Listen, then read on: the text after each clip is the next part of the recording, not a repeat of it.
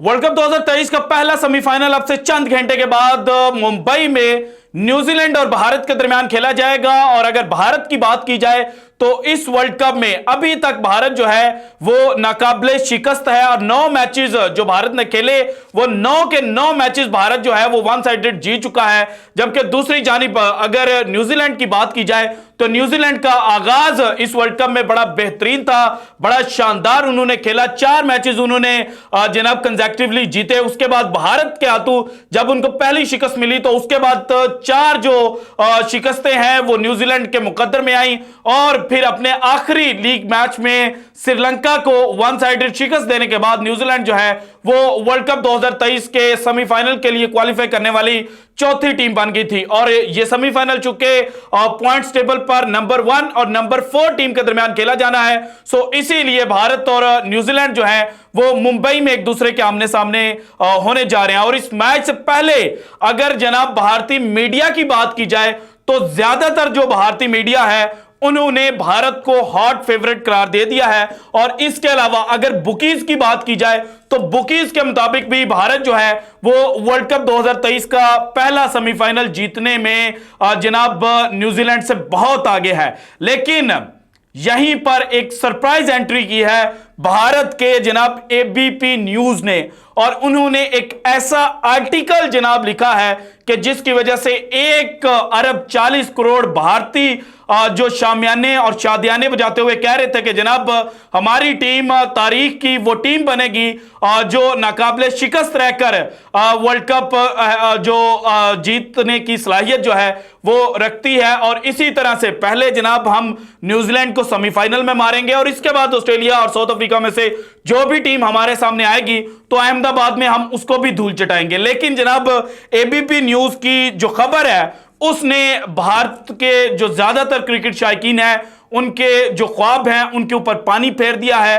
और साथ ही official broadcasters जिन्होंने जनाब पहले विराट कोहली और केन विलियमसन का पोस्टर छापा और पहले सेमीफाइनल के हवाले से उसकी डिटेल्स लिखी और नीचे लिखा will India serve sweet revenge. तो क्या इंडिया जो है वो मीठा बदला न्यूजीलैंड से ले पाएगा?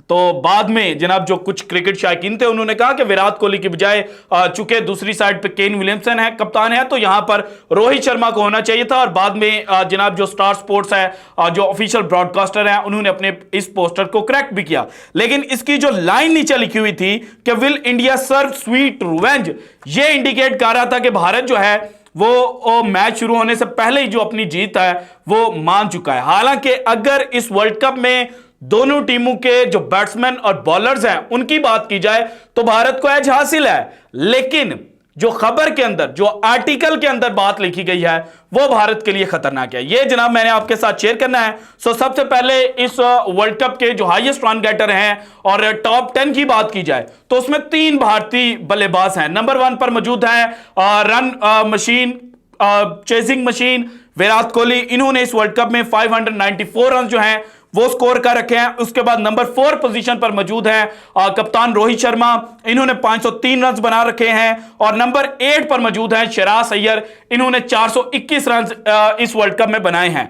इसके बाद अगर न्यूजीलैंड की बात की जाए तो न्यूजीलैंड की जानिब से नंबर 3 पर मौजूद है रचिन रविंद्रा और नंबर 10 पर मौजूद है 418 रन बनाकर डैरल मिचेल।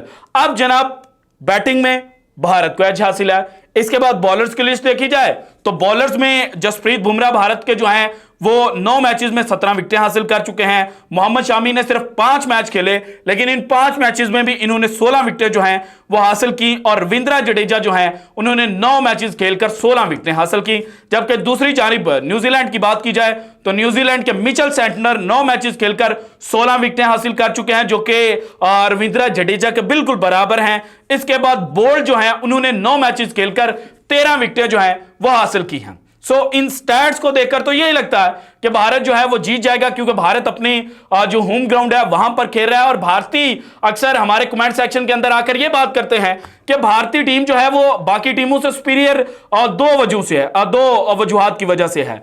एक ये है कि जनाब भारत अपने होम ग्राउंड पर खेल रहा है, और दूसरी वजह कि भारत के जो बल्लेबाज और बैट्समैन दोनों हैं वो प्राइम फॉर्म के अंदर हैं और दोनों किसी भी टीम से पकड़े नहीं जा रहे। लेकिन एक फैक्ट जिसके ऊपर बात नहीं की जाती ना पाकिस्तान में, ना भारत में, ना दुनिया के बाकी जो क्रिकेट पंडित करते हैं, वो ये है कि जनाब भारत ने इस वर्ल्ड कप में जितने भी मैचेस खेले वो अपनी पसंद की विकेट पर खेले।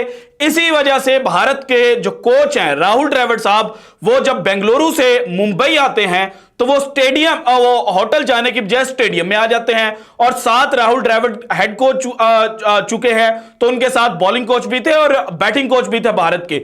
वो आके पिच का जो मुआयना है वो करते हैं, और जो मैचेस खेले जाते हैं, जो एक रूल है या एक जनाब सेल्फ इंपोज किया हुआ रूल है, वो ये कहता है कि मैच से सिर्फ एक दिन पहले विकेट को जांचा जाता है ताकि पता चल जाए कि विकेट किस तरह से बिहेव करने वाली है, और उसी के मुताबिक जनाब रात को प्लानिंग की जाती है और सुबह मैच जो है वो खेला जाता है। लेकिन मैच से आप 48 घंटे पहले अगर पिच को इंस्पेक्ट कर रहे हैं तो दैट मींस कि आप क्यूरेटर्स को ये इंस्ट्रक्ट करने जा रहे थे कि आपने हमारी मर्जी की जो विकेट है वो बनानी है। आपने कुछ इंस्ट्रक्शन जो हैं वो पास ऑन की, और उन इंस्ट्रक्शंस के ऊपर जो भारतीय क्यूरेटर्स हैं वो पिच बनाए गए। हालांकि आईसीसी के इवेंट में आईसीसी की मर्जी की पिच बनती है, किसी जनाब जो होस्ट कंट्री होता है उसकी मर्जी की विकेट नहीं बनती। लेकिन भारत क्रिकेट बोर्ड और आईसीसी जो है वो एक दूसरे के साथ खड़े हैं, और इस वर्ल्ड कप में भी हमने जितने भी भारत के मैचेस देखे और जिन वेन्यूज के ऊपर रखे गए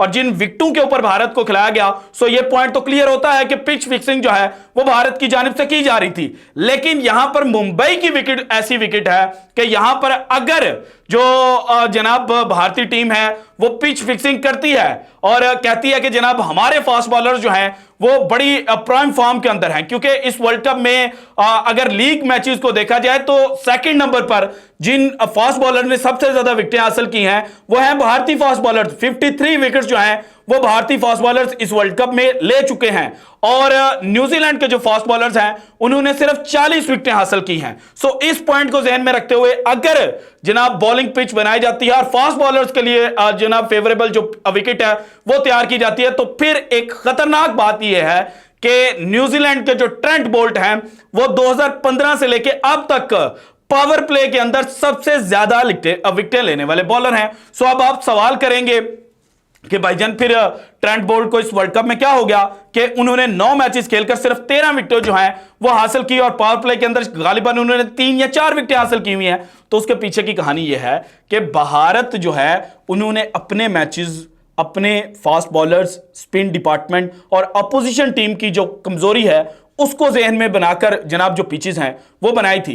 जबकि न्यूजीलैंड ने जो अपने अक्सर मैचेस खेले हैं, ज्यादातर मैचेस खेले हैं, वो उन्होंने जनाब खेले हैं जो स्पिन फ्रेंडली कंडीशंस है वहां पर, और बेंगलुरु के अंदर तो पावर प्ले का जो एवरेज है वो 90 रन है, और विकेंडे मुंबई जहां पर मैच खेला जाना है वहां की एवरेज 15.33 है। सो अब जो न्यूजीलैंड के फास्ट बॉलर्स हैं, एक तो यह है कि सारे फिट हो चुके हैं। केन विलियमसन ने यह बात की कि हमारा जो 15 मेंबर स्क्वाड है वो सारे का सारा फिट है, लोकी फ्रैक्सन जो है वो भी फिट हो चुके हैं, कल के मैच के लिए अवेलेबल हैं। सो यहां पर जनाब जो न्यूजीलैंड है उसको एडवांटेज हासिल होता है कि उनके पास जनाब ट्रेंट बोल्ट हैं, लॉकी फ्रिक्सन है और टिम साउथी हैं। इसके अलावा मिचेल सेंटनर है, और फिर बॉलिंग डिपार्टमेंट में जो नंबर 5 पर और नंबर 6 पर मौजूद हैं वो हैं जनाब गिलिन फिलिप्स, जिनके हवाले से क्रिक इन्फो ने एक रिपोर्ट जो है वो पब्लिश किया। गिलिन फिलिप्स 2.0 यानी कि जो इनकी नई इमर्जेंस हुई है उसके ऊपर बात की गई है कि किस तरह से ये इस वर्ल्ड कप में और न्यूजीलैंड की टीम में एक इंपैक्टफुल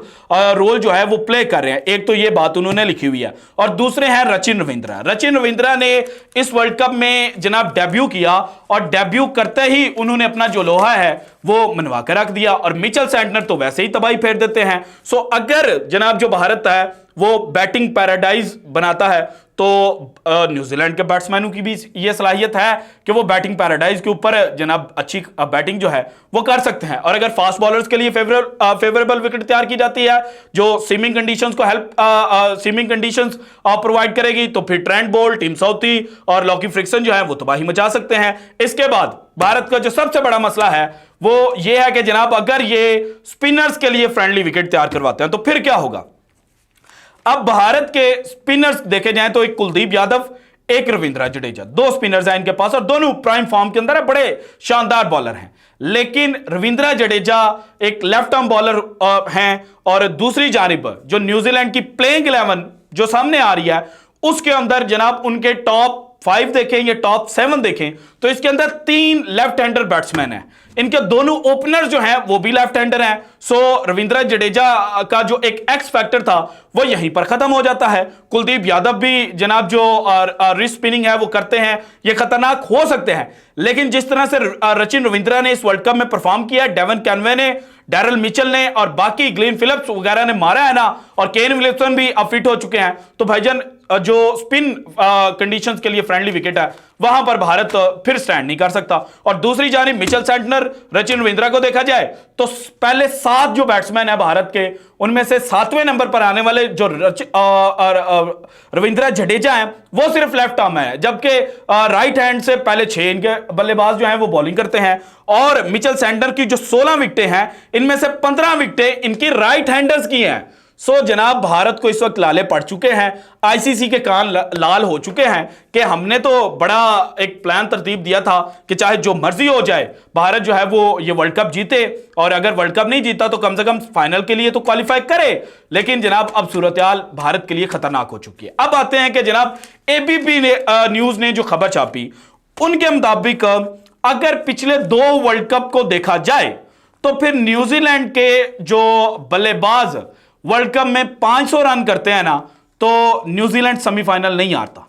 2015 में मार्टिन गुप्टिल जो थे उन्होंने 547 रन बनाए लीग उसमें मैचेस में, और न्यूजीलैंड और साउथ अफ्रीका का सेमीफाइनल हुआ। साउथ अफ्रीका फेवरेट था लेकिन न्यूजीलैंड जीत जाता है। 2019 में कप्तान केन विलियमसन ने 578 रन बनाए। इंडिया वर्सेस न्यूजीलैंड सेमीफाइनल होता है, रिजर्व डे पर जाता है और न्यूजीलैंड जो है वो जीत जाता है। और 2023 की बात की जाए तो सचिन रविंद्रा जनाब इस वक्त 565 रन जो हैं वो बना चुके हैं और मैच अगेन न्यूजीलैंड और इंडिया के दरमियान है। सो एबीपी न्यूज कहता है कि जनाब ये सबसे बड़ा थ्रेट है। अगर आप इस बात को माने या ना माने लेकिन कहीं ना कहीं जनाब ये इफेक्ट कर सकता है, ये एबीपी न्यूज ने अपनी खबर के अंदर छापा हुआ है। सो इस वजह से जनाब जो एबीपी न्यूज है उसके मुताबिक भारत जो है वो कल का सेमीफाइनल हार भी सकता है।